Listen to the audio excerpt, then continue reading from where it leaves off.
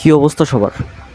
আমি কিছুক্ষণ আগে তানভীর তারেকের ইন্টারভিউতে একটা ভিডিও দেখলাম, যেখানে মেহেদী হাসান হৃদয় ভাইকে নিয়ে একটা ইন্টারভিউর প্রোগ্রাম করা হয়েছিল। সেখানে মেহেদী হাসান হৃদয় ভাইকে দেখে আমি সত্যিই খুব হতাশ হয়ে পড়েছি। মানে লোকটার না পুরোটাই মনেই ভেঙে গেছে। তার মুখে আগে যেরকম হাসিটা দেখতাম, তার ভেতর থেকে যে হাসিটা তিনি হাসতো, সেই হাসিটা না তার কথাবার্তায় আমি খুঁজে পাই নাই। অনেস্ট সত্যি কথা বলতেছি। তিনি আগে যেরকমভাবে হাসতেন, মন খুলে কথা বলতেন, তিনি বাইরে যেরকমভাবে কথা বলেন না, উনি ব্যক্তি মানুষ হিসেবেও খুব ভালো একজন মানুষ। আপনারা যারা তার সাথে সরাসরি হয়তো দেখা করতে পারি না আমি, যারা আপনারা দেখেন না তারা বলতেও পারবেন না।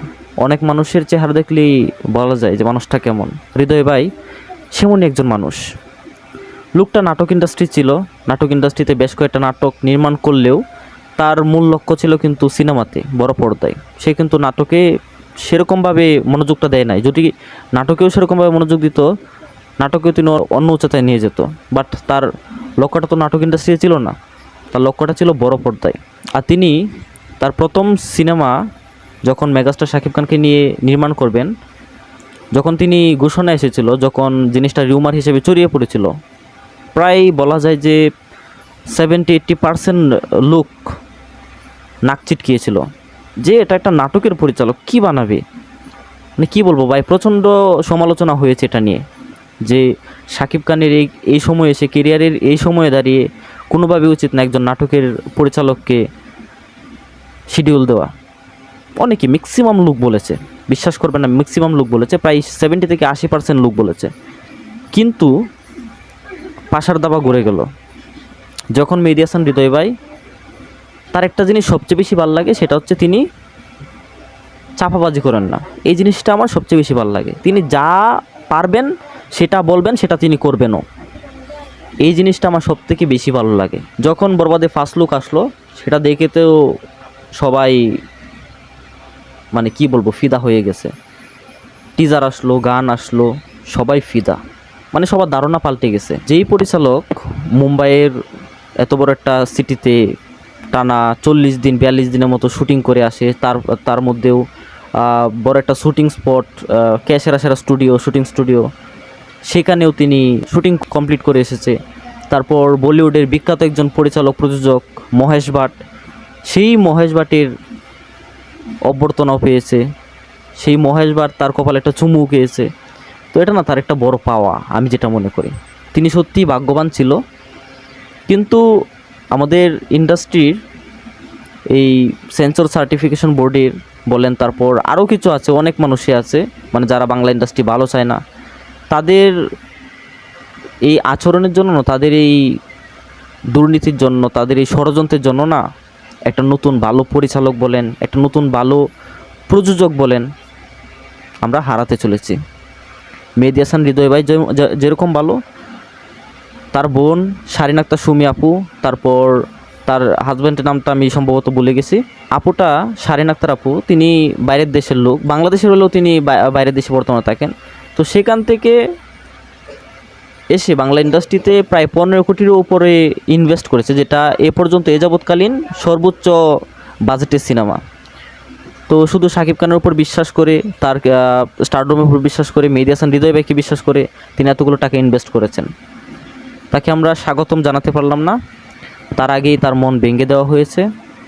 তিনি এর মধ্যে কথা দিয়েছিল হলিউডের সাথে একটা কোলাবোরেশন করাবেন মেগাস্টারের, সেটাও হয়তো আর সম্ভব না, বা তিনি করতে চাইবেন না, কারণ এটার জন্য তারা প্রস্তুত ছিল না।